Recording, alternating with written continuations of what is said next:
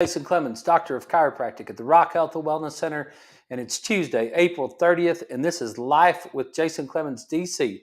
We're coming to you live on our social media, on Facebook, YouTube, and X, and we're coming to you live right now on 98.7 Walk by Faith Radio and 1420 AM Lubbock Christian Nation, and I was even checking it out earlier on 987radio.com or on the app. You can get the app on your phone and get live 365 and go to Walk by Faith, and you can get us anywhere. So I hope you guys had a great day.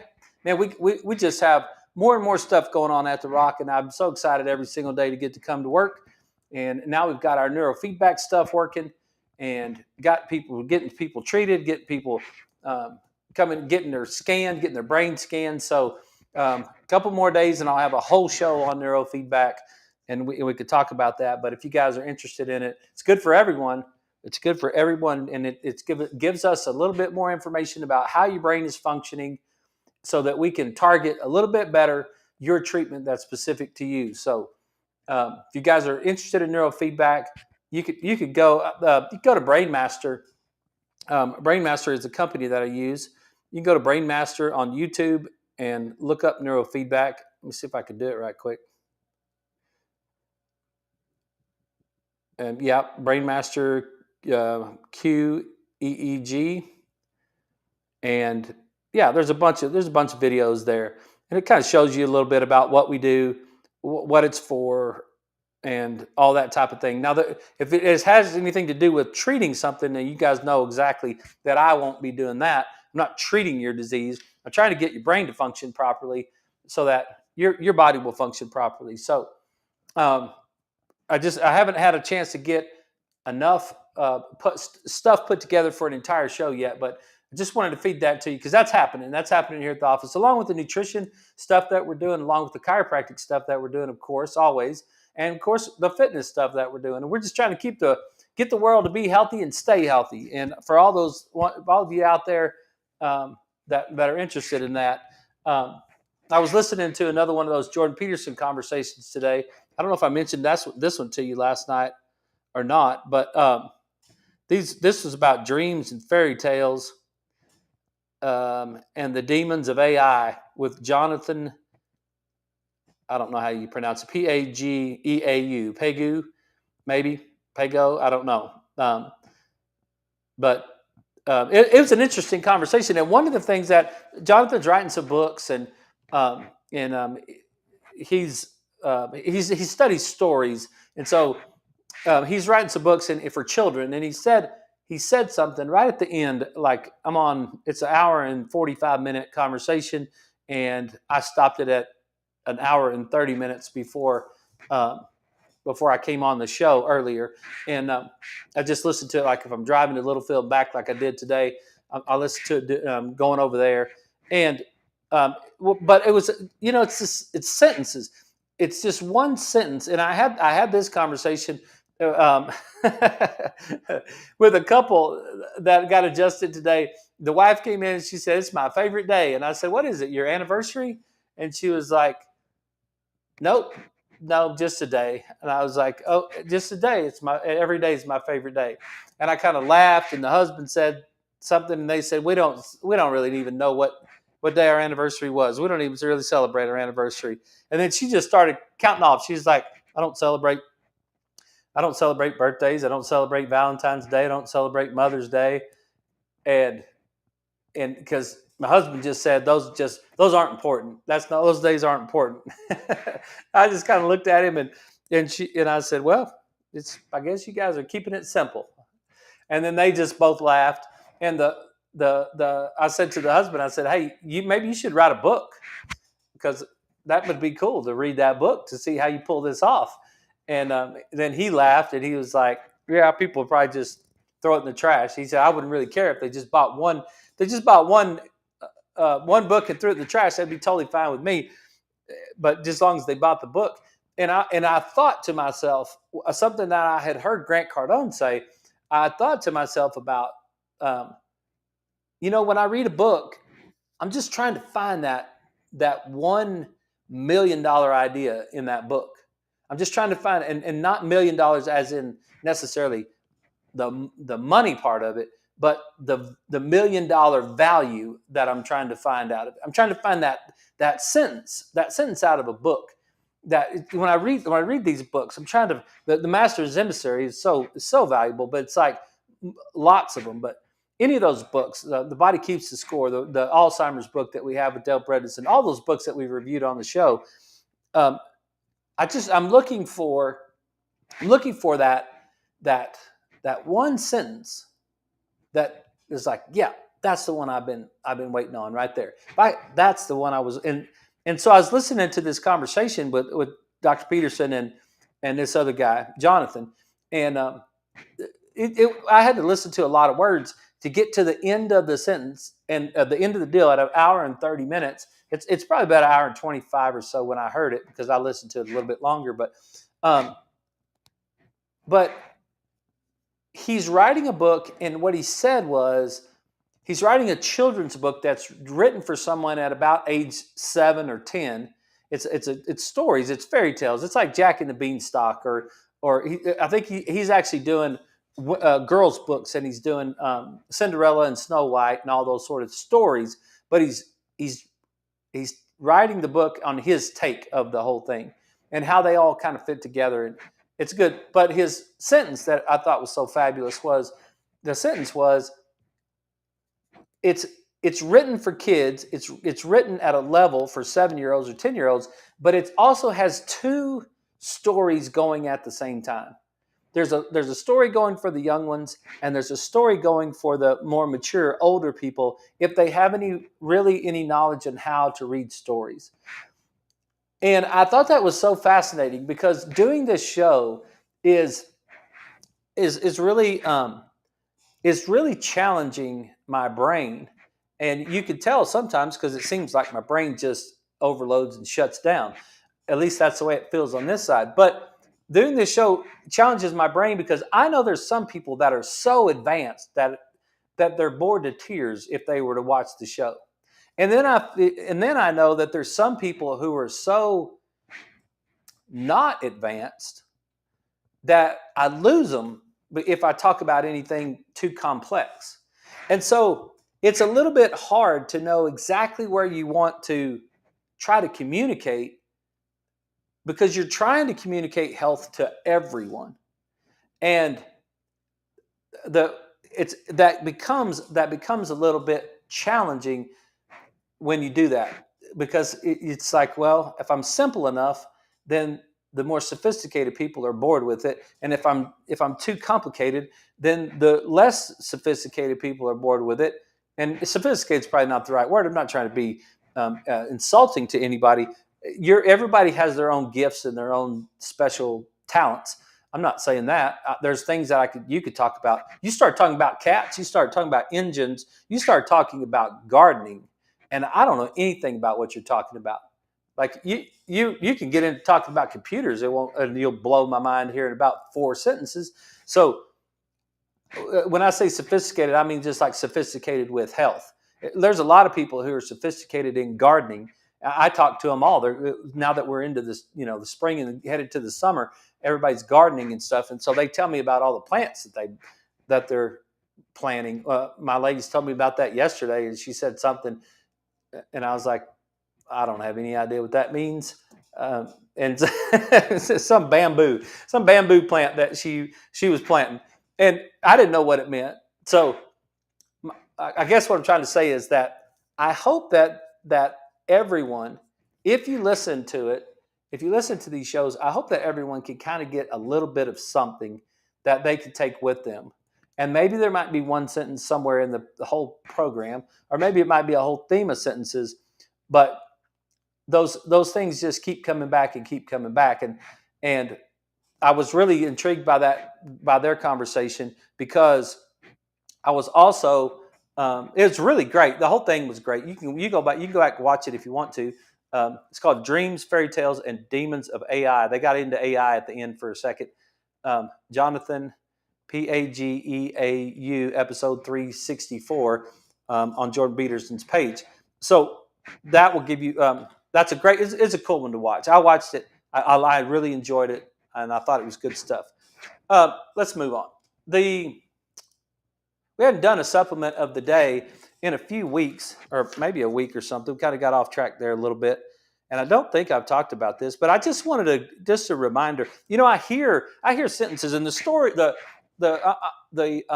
show tonight's going to be about a sentence that I heard of a dear friend, a family friend. It's been a friend for 20 years that now has diabetes, and I'm just like, I can't believe it. I mean, it's just like, here we go. Like it is every single day. So I'm gonna talk about that again. I'm gonna talk about blood sugar. I'm gonna talk about glycemic index and talk about some of those things because I think every single person needs to deal with it and talk about it.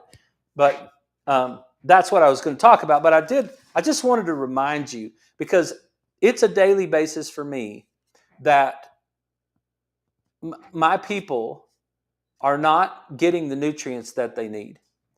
And we're trying to get the nervous system to function properly.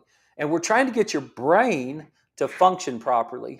And if you do not put the fuel in your car, we have all of a sudden we've got like a little leak somewhere in our car. And I keep getting this signal that says coolant level low. Okay, what should I do about that? What do you think's going to happen if I just ignore that coolant level low signal that comes on my dashboard? What do you think will actually happen to my engine? It will eventually, and probably not too long from now, cause damage to my engine because I don't have enough coolant in my engine, and my engine's going to get super hot, right? And when my engine gets super hot, things are going to start to melt. And when things start to melt, then we're going to be in bad shape, and we're going to have to have a high expense. We have to pay a lot of money to get the car fixed. And I sold my car, as you guys know, so we only have one car at this point. So we're going to have to we better take care of the one car that we got because we can't get another one, right? Well, that's the way I feel about nutrition. That's the way I feel about supplements. That's the way I feel about this one right here, Cataplex B Core, just your B vitamins. I've got patients who aren't getting enough B vitamins. I can promise you they're not getting enough B vitamins. And what do B vitamins do? B vitamins do a lot of stuff, but contains ingredients that support healthy cellular processes, formulated with ingredients that have natural occurring B vitamins. This is the Cataplex B Core, and there's a couple different kinds of B vitamins. Alcohol-soluble B vitamin complex factors, source of B vitamins, increases nerve motor conductivity, vasoconstriction, carbohydrate metabolism, oxidation of lactic and pyruvic acids. I know that some of those things are complicated, but your B vitamins are super, super important. And you get a lot of B vitamins from eating beef and animals. So if you're not eating grass-fed animals and you're getting a bunch of processed foods, you might just consider getting some supplements of some B vitamins. It's just majorly important to your body to make sure that your body is functioning properly. You got to get enough. You got to get enough of them. I got a guy in Littlefield. He just swears by. He tells me his mom was the one that she lived to 88, and she was a sweet lady, and she was always hanging out and studying with stuff. And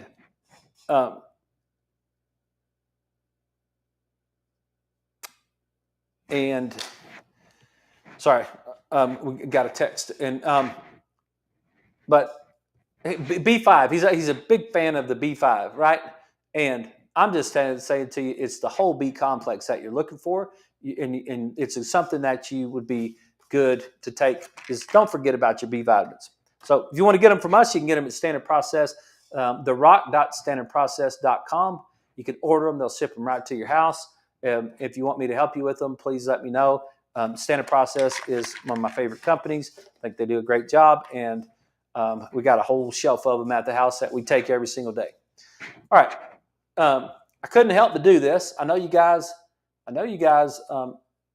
have heard me 5 million times talk about this, but I was just going through some articles, and of course, here comes one of my favorite ones about the damaging effects of acetaminophen.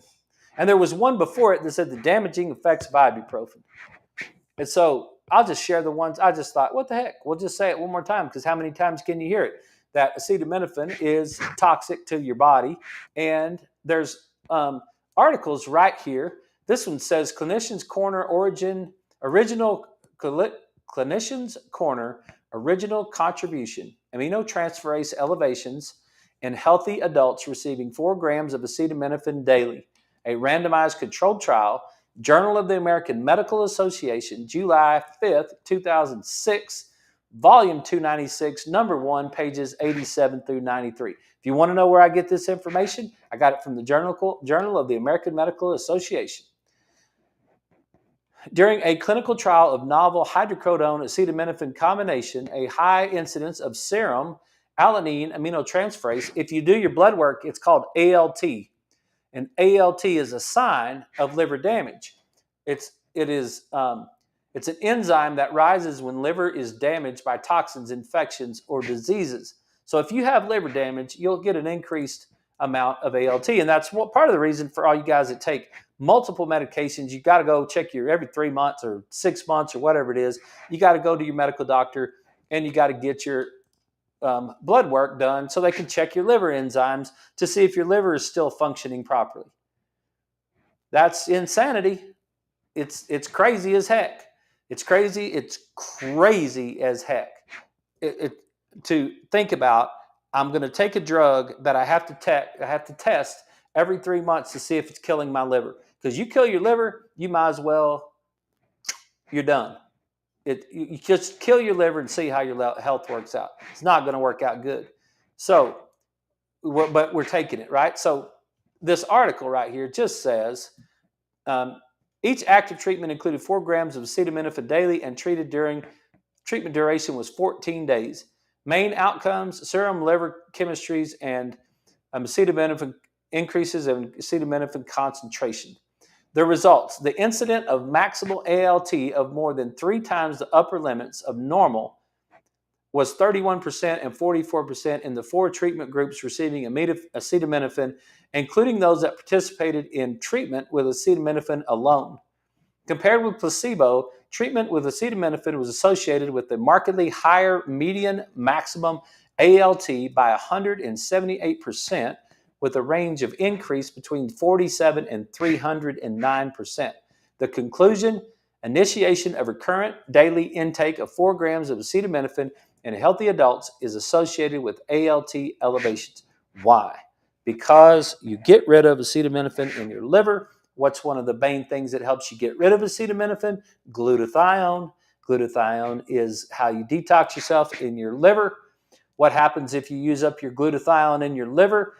Your liver sends out a signal to say, hey, would you send me more glutathione? So you pull the glutathione off the wall of your lungs. You send the glutathione from other cells into your liver to try to stop this toxicity that's going on. And glutathione is your granddaddy antioxidant. So that's why we talk about our fish oil. Go back and watch some of the shows if you want to.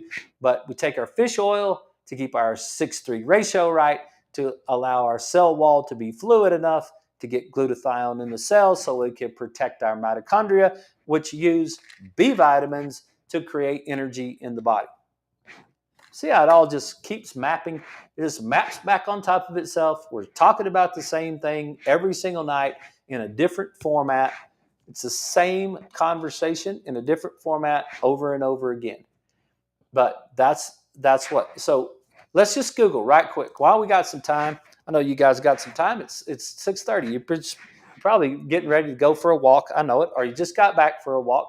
Or you're just having some good supper. Maybe you're driving. Maybe you're out there working. Maybe if you're out there working right now, appreciate you. If you're out there driving home, you listen to the show, thanks for watching. If you watch this tomorrow and you get this information, that's great. So let's just Google right here, because I've got it. Let me just go to my page. Just go to the Rock Health and Wellness Centers, and you should be able to somewhere right here. Let me see. There's somewhere that it should say, go to more. There's post about videos, more. Go to photos. and just go through the plethora of photos. You'll have to scroll down a little bit and just keep scrolling. There's all kinds of health and wellness information right there. You can just read all that health and wellness information and just be so much better. But let me get us on back to, remember that big pandemic that we had that was built in a lab that destroyed a lot of our world or screwed it all up for a while.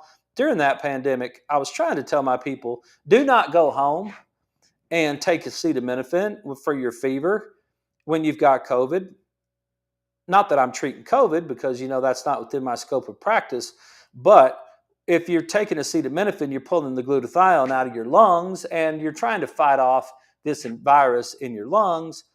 And so, yeah, there it is right there. Drugs with acetaminophen. And some of these are kind of old. It kind of made me laugh. But Actifed, Alka-Seltzer Plus, Anacin, Ciprocol, Contact, Coricidin, Dayquil, Dimetapp, Dristan, Midol, Nyquil, Panadol, Robitussin, St.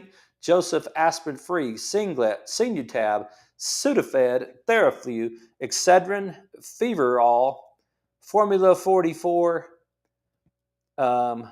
Goodies powders, Liquiprin, Triamine, Tylenol,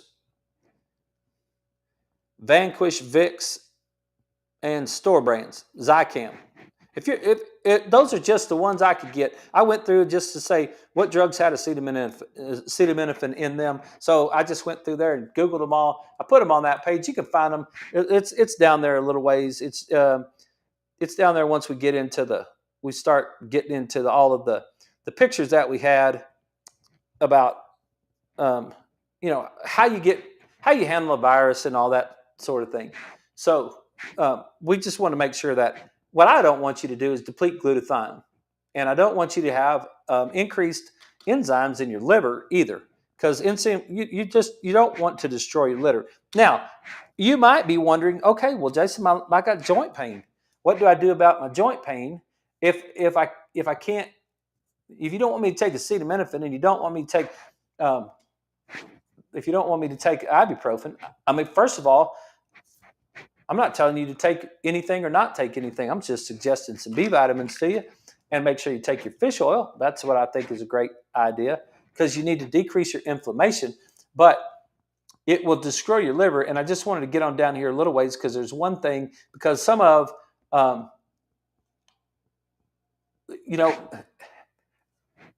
health is just not for white people. Okay? Health is for black people and Mexican people and Chinese people and all the people. Health is for the rich people and the poor people. I wish the poor people could understand that better. Just because you're poor doesn't mean you have to be unhealthy. It doesn't mean that. You can be just as healthy being poor as you can being rich, because there's no trick to it. There's no trick to being healthy.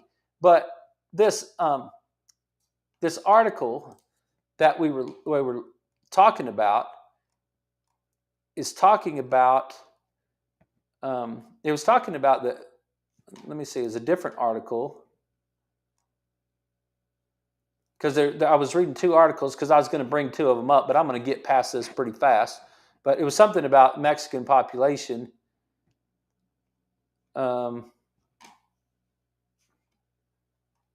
Looking for that sentence that it talked about.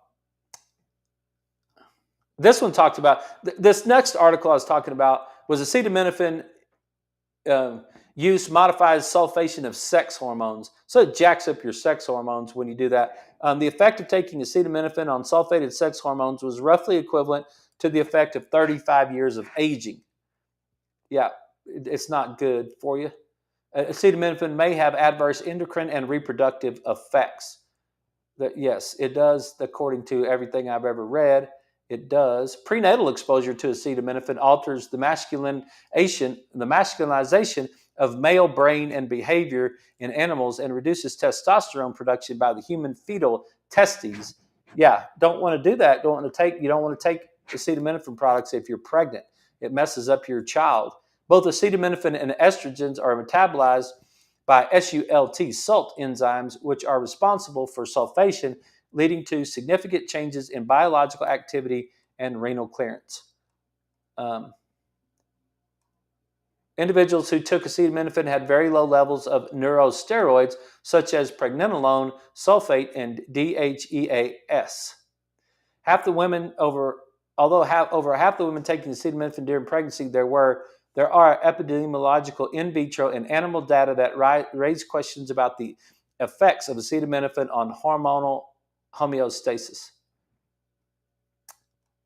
No, I can't find that article, the part of that article that talked about the Mexican people having a bigger problem with acetaminophen.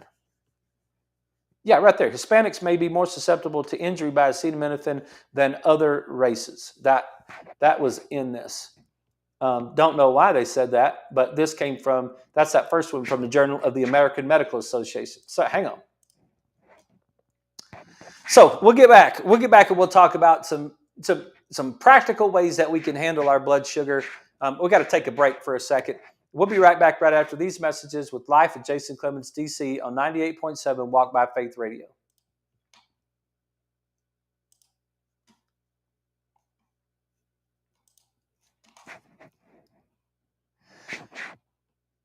The Journal of the American Medical Association. Let me see if I can find it right here.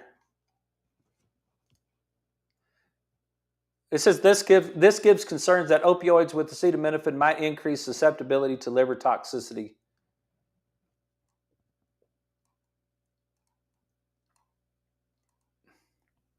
Yeah, I don't see it.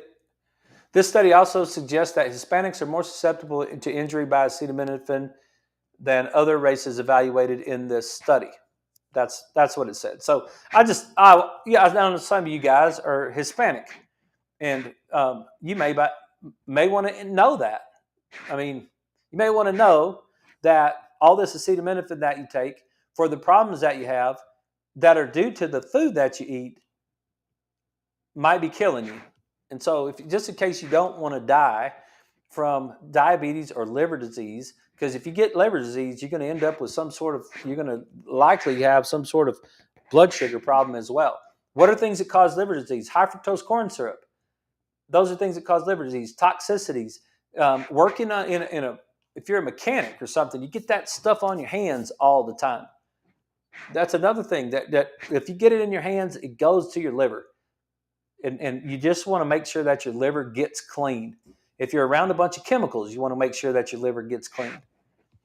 You just want to try to take care of your liver as much as you can. Alcohol is fermented corn of some sort, right? So that's the same thing as high fructose corn syrup, and that's the same thing that's going to mess with your liver. Hey, while we're on the break on the radio, if you guys got any questions, any comments, if you have anything that you would like to send us, we got some new listeners out there. Thank you, Barbara, for sharing our video yesterday. If you're listening to it, I appreciate that. If there's any topics you'd like to hear, if there's any conversations that you would like to have, you can send us a text. Hang on, we got some text right here. You can send us a text at 806-794-0400. And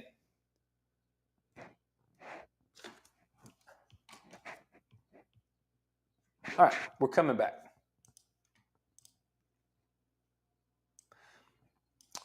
All right, we're back. This is Life with Jason Clemmons, DC. And let's talk about, my wife tells me that a dear friend of mine shared with her recently that she has type 2 diabetes. And, I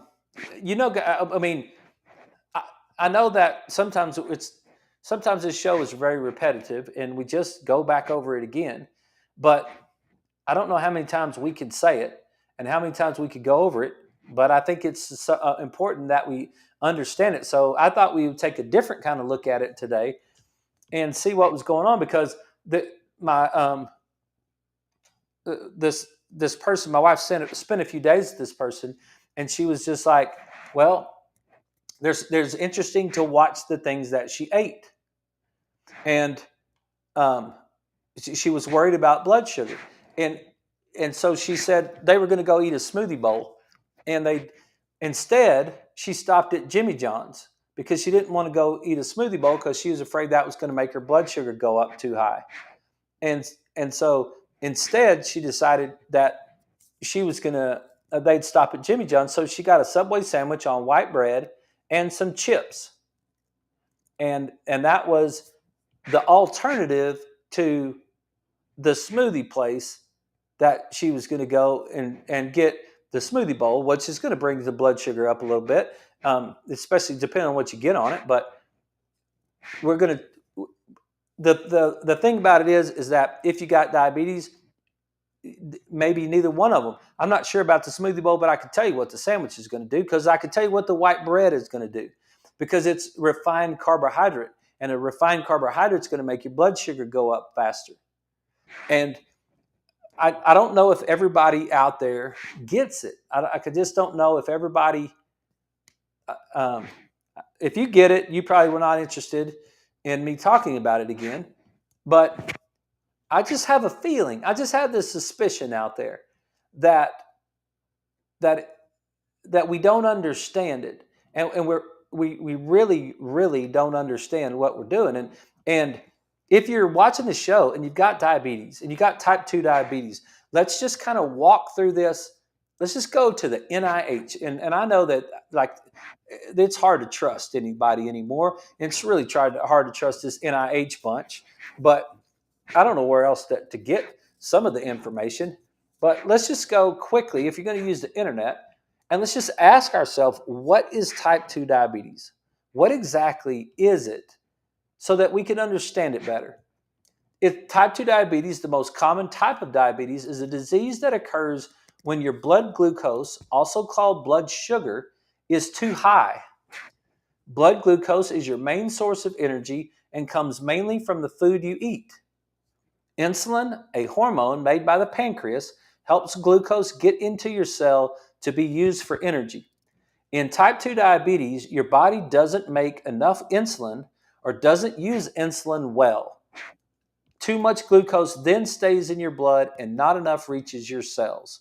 Okay, that's the NIH. This is right off the NIH website, and all I did is just Google what is diabetes NIH, and it's just right there. What is diabetes? It's plain in black and white from the National Institutes of Diabetes and Digestive and Kidney Disease. So they're telling us right there, right?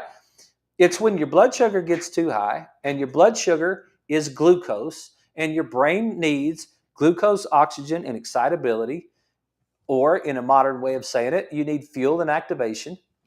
And the fuel is the glucose that your brain needs. Your brain needs it in order to produce energy.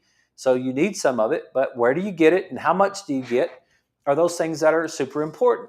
So I have a slide for you guys that are watching on social media, and you guys on the radio can go check us out. I know Ken shared the story, the show, so later on you can go back and you can check this out at the Rock Health and Wellness Center's page or at Walk by Faith Radio.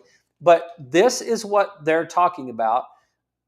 This particular page is what they're talking about when they're saying to us that when you have glucose in the bloodstream and you've got too much glucose. So glucose is blood sugar. And glucose is blood sugar, and your body needs glucose in order to function. So you've got a resting amount of blood sugar. So like right now, if you took my blood sugar, like I had a handful of pistachios about an hour ago, maybe an hour and a half ago, and that's the only thing I've had to eat since lunch. And so my blood sugar is had raised a little bit at lunch because I did have a smoothie bowl at lunch, and then it kind of came down a little bit, and it's probably it's at a resting rate right now. So if you took it, it should be back down to relatively normal. It's going to be somewhere around 100. Your blood glucose level is going to be somewhere around 100. And if you look at this top picture over here on the right, then the and I don't even know, you guys, you can't really see it, but if you look at the picture of the blood vessel, it's just showing you that there's blood glucose, there's glucose in your bloodstream.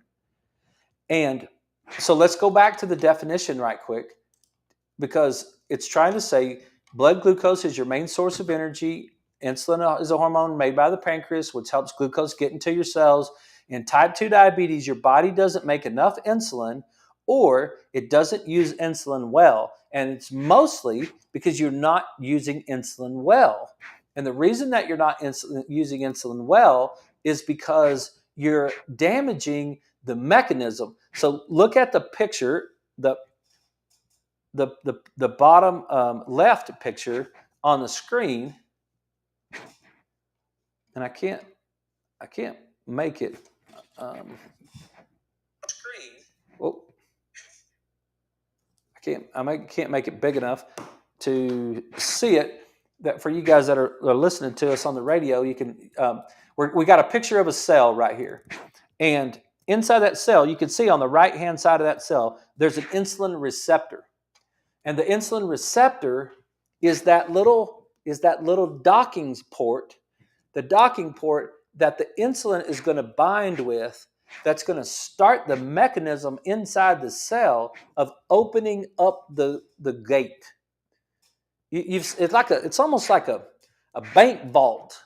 Like if you had a bank, and you guys have seen bank vaults before, it's got that big old giant door and that big old lock on that bank vault. So you got to turn the bank vault and that big old wheel on there, and you got to turn it properly in order for it to fit just right, and all those gears fit together. And then all of a sudden it's like click, the door will open, and now you can open the vault. Well, that's kind of what happens with insulin. Insulin hits the receptor. Insulin hits the receptor. The receptor starts the mechanism inside of the cell. The cell goes over to the glucose gate. It opens up the glucose gate wider. It sucks the glucose out of the bloodstream and gets the glucose out of your bloodstream so you don't have that thick, sticky blood, right? So that's what happens. It's by using it. Here's a little clicker on the end of a pen. I know you guys could probably hear that on the radio. That's me clicking my pen. All right.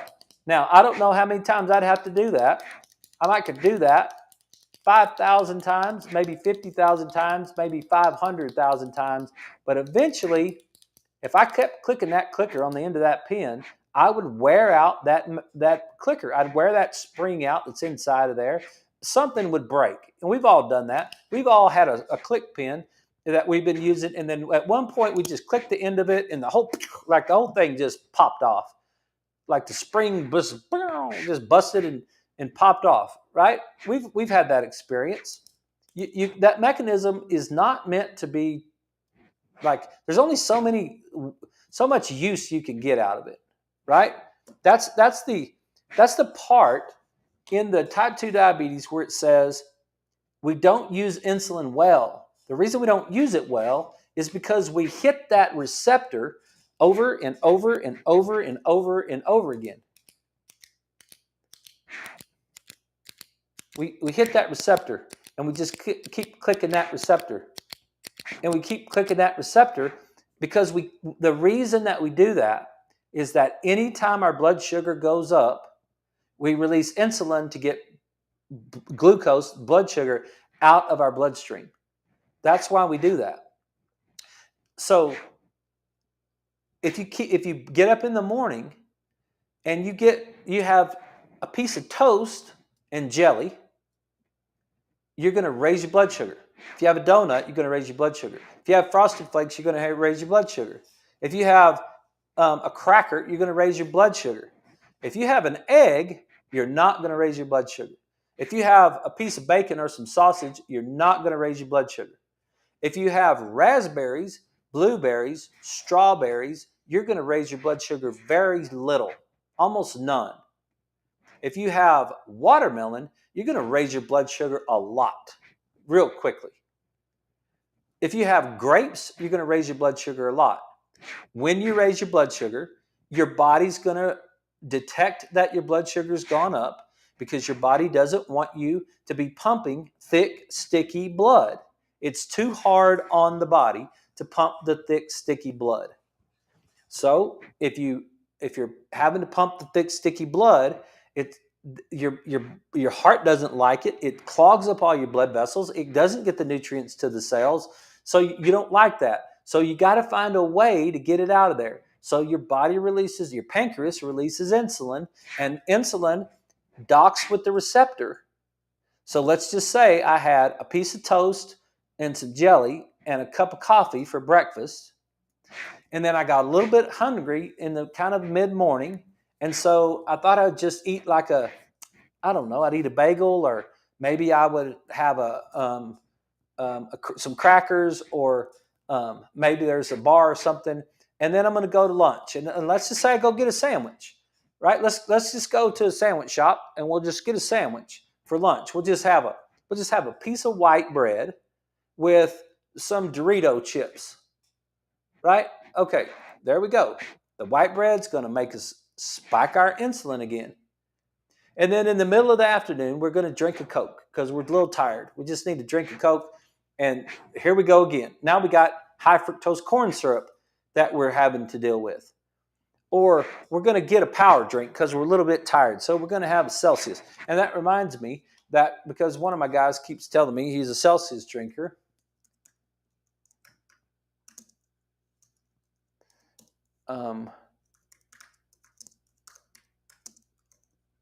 I need to look that up.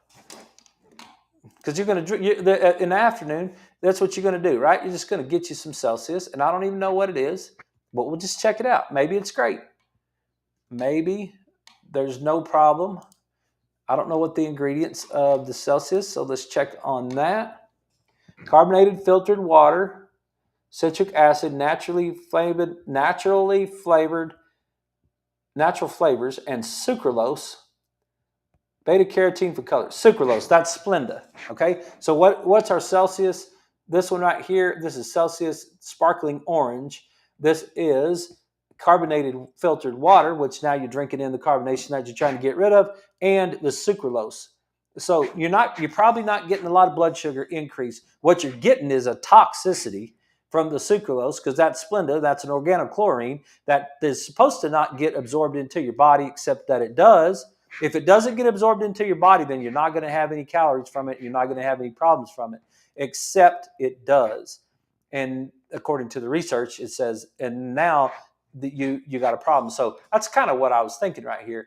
And they say no high fructose corn syrup, no aspartame, no preservatives. Well, okay, but you're giving us sucralose, and sucralose is not good for us. So yeah, so you're going to take your drink in the middle of the afternoon, and then you're going to go home and you're going to eat supper. What's for supper tonight? I don't know. What's for supper at my house when I was growing up? Chicken fried steaks. We have chicken strips, spaghetti. That's a good one for a lot of people that don't have any money. When you're running short on money, just get some spaghetti. That's what you get. And it's like, what's spaghetti going to do? There goes your blood sugar. And then you're going to get right before bed. You just need that little snack, I just get a little tired right before bed. I'm just a little bit. I just need a little bit something just to get me through. So what am I going to do? I'm going to eat something that just gets me there, and I'm probably going to have, I don't know, some grapes. Yep, there goes my blood sugar again. Pizza, pasta, rice, white bread, crackers, ice cream, chocolate bars. Everybody, like, those are things. And what happens is every day, one day after the next day, after the next day, after the next day, we add sugar multiple times a day, over and over and over again. What do you think would happen if we stopped 5 times a day and did 15 push-ups? If you stopped 5 times a day and did 15 push-ups and 15 air squats 5 times a day, over a 30-day period of time, you would probably gain muscle mass. You would probably lose weight, gain muscle mass, and be healthier than you are today if you did that, right? Well, what would happen if 5 times a day we increased our blood sugar to the point where we have to release insulin, and we have to hit that little receptor on that cell wall, and now the cell wall doesn't like to be treated that way. That cell has an intelligence, and that cell wall has an intelligence. And I'll tell you what. So I learned this from Bruce Lipton. If you don't believe that, um, the cell wall has an intelligence, because how do you now the cell wall? You got to understand this. The cell is the wall is all around the cell, right? It's not just flat. When we draw it on something, we draw it as something that's flat, but it's not. The cell wall is not flat. The cell is three-dimensional, and the wall is all around it. So it's not like you climb over the wall. It's not like a back porch. It's not like your back fence at your house. That's not the way a cell wall works. A cell wall surrounds the whole cell, right? Okay, but here's what Bruce Lipton taught me. He taught me that there's the cell. We just imagine I drew a cell, and then I drew a nucleus, and then the DNA is inside the middle. Okay, so your environment, like it's a little hot in this room, right? So here's some heat. Heat is going to hit the cell wall. The heat is going to hit the cell wall. Now here's what I learned. Which pieces of that information is going to travel to that nucleus? Not all of it. Not all of it gets through. Only certain amounts of that gets through. For whatever reason, only certain amounts of that heat gets through to the nucleus. Okay, it's hitting the wall, and then how are we going to determine what we're going to do about that to get into the cell to copy the DNA that's going inside the cell? How are we going to do that? What is what's our option with that deal, right? So it's an intelligence. There's an intelligence in the cell wall. When the heat hits the cell, if I'm sitting in this room and it starts to get hot, the heat hits my skin. My skin has to absorb the heat, and then it has to transfer the heat into whatever cell, but somehow it's got to transfer it into a cell. It's got to go through the cell wall into the nucleus, and then it's got to copy a part of the DNA that tells us to sweat. That's epigenetics right there. That's the whole idea of epigenetics that I learned from Bruce Lipton. But what's super important about that is that that wall has an intelligence. The point I'm trying to make with that is that the cell wall has an intelligence. And if you hit that receptor over and over and over again, if you click it over and over and over again, the intelligence of the cell wall will reach up and grab that receptor and take it off the wall. Now, what are you going to do about your blood sugar that's too high? You're going to have to do something, but how are you going to get that blood sugar out of your bloodstream? You're going to have a serious problem. That's when you become insulin resistant. That is going to be that's the next thing, right? It's insulin resistance. Is the problem. We don't handle our insulin well, which means we become insulin resistant. And when we become insulin resistant, we can't get blood sugar out of our bloodstream, so now our heart has to pump thick, sticky blood, and then we have a problem. Remember what we talked about last week? The metformin? And what does metformin do? Does metformin solve your diet and problems? No, metformin doesn't do that. Metformin jacks with your mitochondria in your liver. It blocks and destroys your mitochondria in your liver so that your liver can't make new glucose when your blood sugar drops. That's what metformin does. So this person says, yeah, I'm on diabetes medication. Wonder which diabetes medication she's on. And I wonder which diabetes medication solves the problem of the Subway sandwich and the chips. I wonder which medication is going to address the Subway sandwich and the chips. I don't think there is any medication that actually does that for us. So it is just at this point, it is, to me, it is at this point in human history that if you have type 2 diabetes, adult onset type 2 diabetes, and it's not caused from some whacked out kind of thing, that you by design are choosing to kill yourself. That's what you're doing with type 2 diabetes. Now, if you've got you took a medicine and it destroyed something, or you had some sort of disease and it destroyed something, I'm not talking about that. I'm talking about a person that decides to drink a Coke, a person that decides to eat a pizza, a person that decides to eat a sub sandwich. They're doing all of those things. They're not trying, they're not competing, they're not trying to do that. And what we all know that watch this show is that one thing that is very clear to me is that their left hemisphere is not firing properly because they're searching for it. They're searching for the dopamine on the external source. But I really think that if you have type 2 diabetes, you don't understand the detrimental effect that it has on your health. You don't understand that it's completely reversible if you would just get yourself to move, because right here it says who is more likely to develop type 2 diabetes. You can develop type 2 diabetes at any age, even during childhood. However, type 2 diabetes often occurs most often in middle age and older people. You're more likely to develop type 2 diabetes if you are older than age 45, have a family history of diabetes, are overweight, or have obesity. Diabetes is more common in people who are African American, Hispanic, Latino, American Indian, American Asian, or Pacific Islander. Yeah, diabetes is not common in Okinawa to the people that are living to be 100. And it doesn't, and they're, yes, so they would be considered Pacific Islanders of some sort, right? It's like that stuff to me drives me nuts because it tells me if you're black, if you're African American, then you're probably just going to have more diabetes, or not. Maybe not. Maybe your physiology could function just fine if you exercised and controlled your diet properly, right? And you'll exercise and control your diet properly if you get your brain firing the way it's supposed to. I want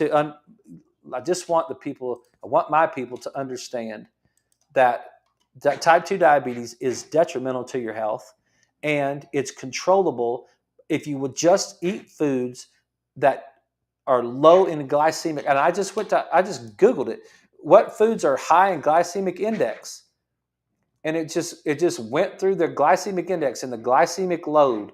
And people get all fussy about that, but instead of this high glycemic index food like white rice, instant oatmeal, cornflakes, baked potatoes, white bread, corn, this comes from Harvard Health Publishing, Harvard Medical School.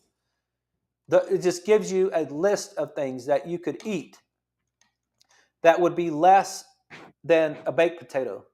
A baked potato has more sugar than a sweet potato, which has more sugar than a purple potato. People in Okinawa, they're the ones that eat the purple potatoes. Just if you're interested in that, you can solve your type 2 diabetes in 8 weeks or less. The whole thing. You got to increase your muscle mass to help you burn off your sugar, and you got to just cut out your refined carbohydrates. I know it's a repetitive show, but I just heard it today at lunch, and I just couldn't believe it. I was like, this is fabulous. I mean, we've got another one that's coming down. So that's the end of the show. I hope you guys got something out of that. I hope you guys have a great day tomorrow. And we'll come back and talk to you tomorrow night at 6. Tomorrow's going to be an exciting day, so I'm sure I'll have something that we could talk about. You guys have a great night.